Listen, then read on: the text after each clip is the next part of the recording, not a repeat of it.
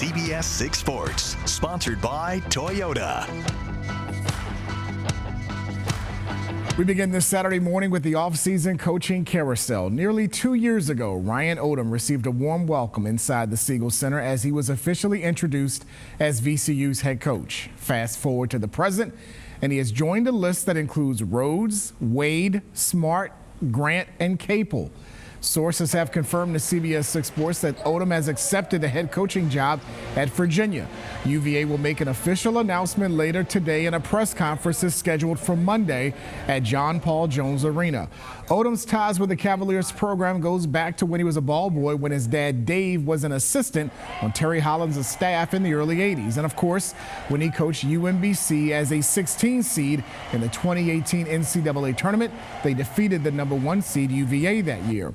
Odom compiled a 52-21 record at VCU over 2 seasons and won both the A-10 regular season and tournament titles this year en route to an NCAA tournament trip, the third different program Odom has led to the dance. Meanwhile, Norfolk State had the task of facing the top seed in the West Region, Florida, in Raleigh. Florida came out fast out of the gate. Walter Clayton Jr. gets 4 the hard way to beat the shot clock buzzer. Gators started the game on a 13-2 run. Later in the first, Gators in transition. The nice pass to Elijah Martin for 2 of his 17. It's 42-14 Gators. But Norfolk State will go on a run at the end of the half behind former Petersburg standout Chris Fields, who scored 14. Spartans trailed 21 at the half. Second half, more from the Gators and from Clayton Jr., the and 1 for 2 of his 23. Gators move on to the round of 32, 95-69, the final. Now to the women's game, and when the Richmond women's team hit the floor at Pauley Pavilion on Friday, they did so as the last Central Virginia team to be in the postseason. They were also trying to become the first Spiders team to win an NCAA tournament game.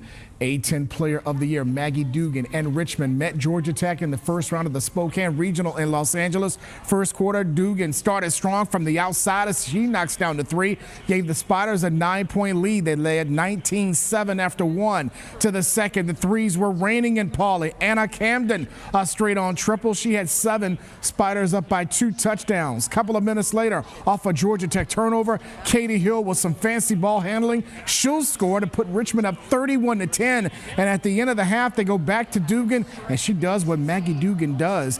Beats the first half buzzer. She had a game-high 30, along with 15 rebounds and 6 assists. Richmond cruises 74-49 to win their first NCAA postseason contest in program history. But I think we've talked a lot with this group that there's going to be a legacy component to this team, and we wanted that really bad. And they're going to celebrate this today.